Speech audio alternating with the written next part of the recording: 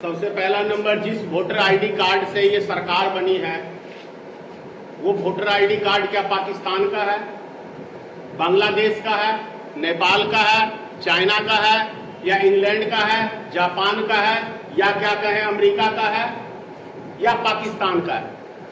ये सरकार को सिद्ध करना चाहिए कि जिस वोटर आईडी कार्ड से हम यहां सत्ता तक पहुंचे हैं उस वोटर आईडी कार्ड को आप नकार रहे हैं।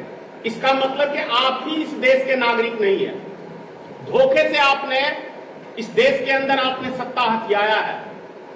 जब आधार कार्ड का वैल्यू नहीं है, राशन कार्ड का वैल्यू नहीं है, पैन कार्ड का वैल्यू नहीं है, क्या कहते हैं ये ड्राइविंग लाइसेंस का वैल्यू नहीं है, पासपोर्ट का वैल्यू नहीं है, तो वैल्यू है क्या चीज का? किसी चीज का नहीं।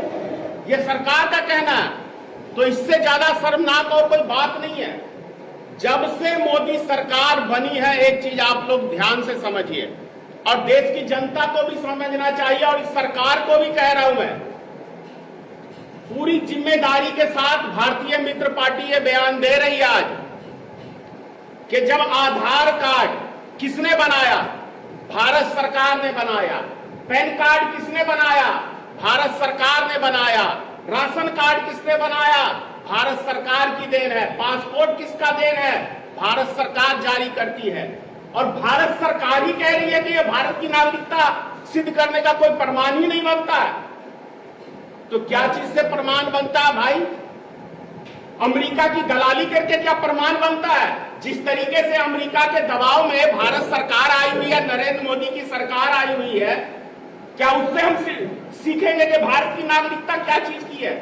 यदि जिस वोटर आईडी कार्ड से आपकी सत्ता बनी है और उस वोटर आईडी कार्ड को ही आप नकार रहे हो कि इस देश की नागरिकता सिद्ध करने के लिए है ही नहीं, तो सबसे पहले आप गद्दी मोदी जी छोड़िए, पूरे मंत्रिमंडल उसका गद्दी छोड़े। ये भारतीय मित्र पार्टी इस सरकार से मांग करती है। दूसरी बात, पेपर लीक आपसे संभल नहीं रहा, लेकिन आप विपक्ष को देशद्रोही की सर्टिफिकेट देने का ये किसने अधिकार दे दिया भाई आपको? और यदि देशद्रोही है तो वो जेल में क्यों नहीं है, बाहर क्यों है? तो देश के सारे नेताओं को उठाओ मोदी जी और जेल में बंद करो, क्योंकि हम सब तो भाई आतंकवादी हैं। क्योंकि अभी